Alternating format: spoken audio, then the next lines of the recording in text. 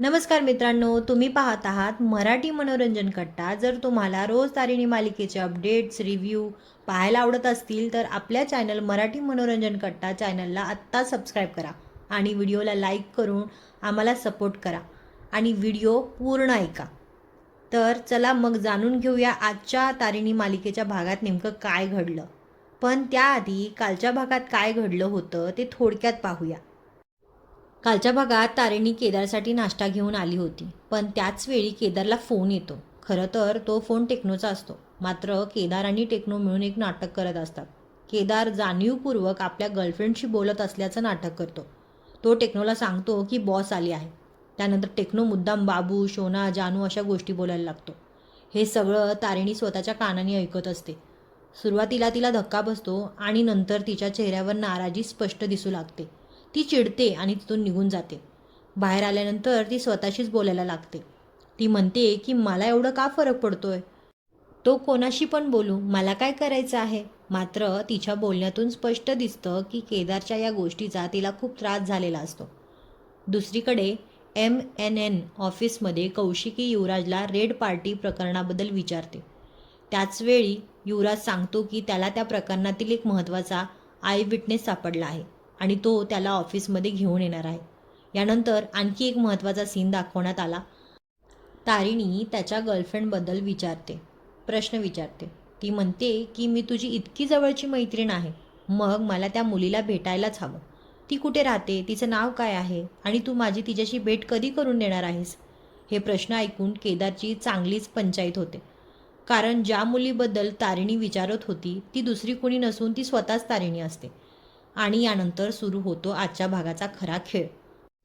आजच्या भागात सुरुवातीलाच केदार ऑफिसमध्ये डोक्याला हात लावून बसलेला दिसतो. काल झालेल्या प्रकारामुळे तो पूर्णपणे टेन्शनमध्ये असतो. तारिणी काय विचार करत असेल, तारिणी त्याच्यावर खूप रागवलेली आहे याची कल्पना चिंता लागलेली असते. तेवढ्यात टेक्नो आणि कत्री आईस्क्रीम घेऊन ऑफिसमध्ये येतात. दोघेही मस्तीच्या मूडमध्ये असतात, पण केदारचा मूड पूर्णपणे खराब झालेला असतो. तो चिडतो आणि म्हणतो, आधी माझ्या सुखी संसाराला आग लावली आणि आता मला आईस्क्रीम खाऊ घालायला आला आहात. हे ऐकून सगळे शांत होतात. मग फातिमा, कमांडो आणि बाकीचे टीम त्याला समजवण्याचा प्रयत्न करते.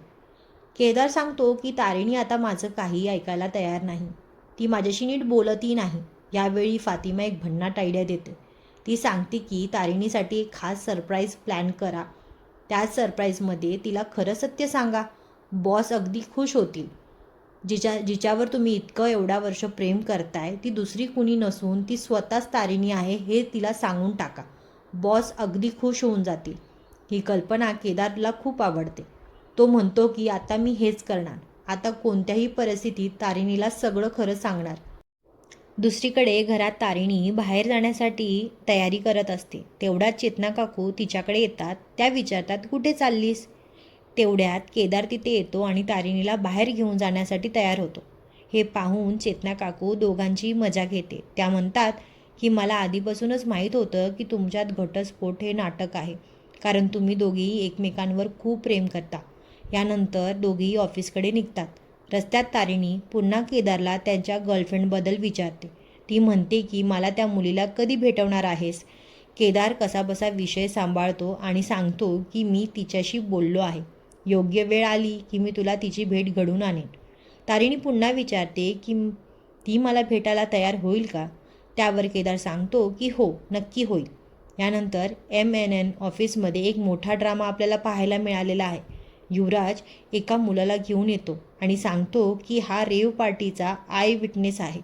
हे ऐकून कौशिकी आणि केदार दोघेही आश्चर्यचकित होतात. कौशिकी त्या मुलाला बसवते आणि चौकशी सुरू होते. तो मुलगा सांगतो की रेव पार्टीमध्ये कुठेही ड्रग्ज सापडले नव्हते. पोलिसांनीच मुद्दाम ड्रग्ज आणून एका मुलाच्या खिशात टाकले आणि खोटा गुन्हा दाखल केला. हे ऐकून युवराज लगेच पोलिसांवरती आरोप करू लागतो. मात्र कौशिकीला ही गोष्ट संशयास्पद वाटते. तर दुसरीकडे केदारच्या चेहऱ्यावरती स्पष्ट धक्का दिसत असतो, कारण त्याला हे खरं सत्य माहिती असतं. त्याला कळून चुकलेलं असतं की युवराज खोटा साक्षीदार घेऊन आलेला आहे.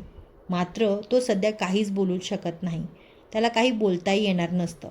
त्यानंतर तारिणी ऑफिसमध्ये पोहोचलेला सीन दाखवलेला आहे.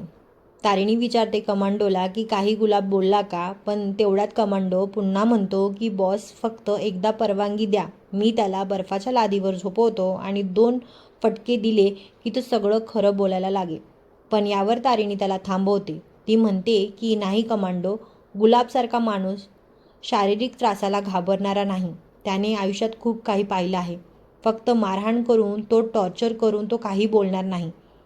त्यानंतर तारिणी तिचा प्लॅन समजावून सांगते. ती म्हणते की आपण आधीच त्याच्या अन्नातून त्याला इन्सुलिन दिलेलं आहे, त्यामुळे त्याच्या शरीरातील साखरेची पातळी कमी होईल. त्यानंतर तारिणी पुढे सांगते की शरीरामध्ये साखर कमी झाली की मेंदूवर त्याचा परिणाम होतो. माणूस गोंधळायला लागतो, विचार करण्याची क्षमता कमी होते. त्यानंतर तारिणी सगळ्यांना सांगते की त्याच्या रूममध्ये घड्याळ आणि फॅन लावायला. खोलीत घड्याळ लावल्यामुळे सतत चालणारं घड्याळ त्याला वेळेची जाणीव करून देईल आणि त्याची मानसिक ताणही वाढेल. तसंच मी पंखाही लावायला सांगितलेला आहे, कारण की शरीरातील पाण्याचं प्रमाणही कमी झालं की तो अस्वस्थ होईल. त्याला अस्वस्थ वाटू लागेल. त्याचा परिणाम त्याच्या मानसिक स्थितीवरही होईल. म्हणून आपण त्याला मारहाण नाही तर त्याचं मन इतकं थकवणार आहोत की तो स्वतःहून सगळं सांगेल. हे ऐकून फातिमा आणि कमांडो दोघेही तारिणीचा प्लॅनचं कौतुक करतात. दुसरीकडे तारिणी पुन्हा गुलाबची चौकशी करण्यासाठी त्याच्या रूममध्ये जाते. ती आत जाते तेव्हा तिने सांगितल्याप्रमाणे घड्याळ आणि पंखा लावलेला असतो. पण याचवेळी ती वेगळीच खेळी खेळते. ती शांतपणे बसते आणि वाटाणे सोलायला सुरुवात करते. गुलाब तिची खिल्ली उडवतो. तो म्हणतो की हीच कामे बायकांना शोभतात. पण तारिणी शांतपणे त्याच्या मनाशी खेळायला सुरुवात करते. ती त्याला सांगते की युवराज खांडेकर आमचा प्यादा आहे, त्याच्यामुळेच आम्ही तुझ्यापर्यंत पोहोचलो. आम्हाला रेव पार्टीची संपूर्ण माहिती आधीपासूनच मिळाली होती. हे ऐकून गुलाबच्या चेहऱ्यावरचे रंग उडतात. त्याला वाटू लागतं की युवराजने पोलिसांना माहिती दिली आहे. तारिणी पुढे सांगते की जर तू स्वतःहून सगळी माहिती दिलीस तर तुझी शिक्षा कमी होण्यासाठी मदत करेल. मात्र गुलाब अजूनही काही बोलायला तयार नसतो. यानंतर तारिणी बाहेर येते आणि ऑफिसमध्ये बसते. तेवढ्यात फातिमा तिच्याकडे येते. फातिमा सांगते की आज ही केस लवकरात लवकर संपवावी लागेल, कारण साधू सरांचा कॉल आला होता. त्यांनी स्पष्ट सांगितलं आहे जर ही केस लवकर पूर्ण झाली नाही तर CBIला जाऊ शकते. हे ऐकून तारिणी गंभीर होते. ती म्हणते की आता कोणत्याही परिस्थितीत गुलाबला बोलतं करावं लागेल, कारण ही केस पूर्ण करणं खूप महत्त्वाचं आहे. दरम्यान MNN ऑफिसमध्ये आणखी एक मोठा ट्विस्ट पाहायला मिळतो. युवराज तो खोटा आय विटनेस बाहेर घेऊन येतो. तो त्याला पैसे देतो आणि सांगतो की आता इथून कायमचं गायब व्हायचं. पण युवराजला माहिती नसतं की केदार लपून हे सगळं पाहत असतो. केदार आपल्या मोबाईलमध्ये युवराज पैसे देतानाचा संपूर्ण व्हिडिओ रेकॉर्ड करतो. हा पुरावा मिळाल्यानंतर केदारच्या चेहऱ्यावरती समाधान दिसतं, कारण आता युवराजचा खोटेपणा उघड करण्यासाठी त्याच्याकडे एक मोठा पुरावा आलेला असतो. भागाच्या शेवटी पुढील भागाची झलक दाखवण्यात आली आहे. कौशिकी संपूर्ण कुटुंबासमोर युवराजचं कौतुक करते. ती सांगते की युवराजने रेव पार्टी केससाठी आय विटनेस शोधून आणला आहे. मात्र ती पुढे सांगते की या माहितीची पूर्ण पडताळणी केल्यानंतरच ही न्यूज टेलिकास्ट केली जाईल. हे ऐकताच युवराजच्या चेहऱ्यावर टेन्शन स्पष्ट दिसू लागतं, कारण त्याला माहिती असतं की सत्य बाहेर आलं तर त्याचा सगळा डाव कोसळणार आहे. दुसरीकडे तारिणी पुन्हा केदारला त्याच्या गर्लफ्रेंडबद्दल विचारते. तेव्हा केदार सांगतो की उद्याच मी तुझी तिच्याशी भेट करून देणार आहे. आता उद्याच्या भागात केदार अखेर तारिणीसमोर खरं सत्य सांगणार का? युवराजचा खोटेपणा सगळ्यांसमोर उघड होणार आहे का? आणि गुलाब अखेर तोंड उघडणार का?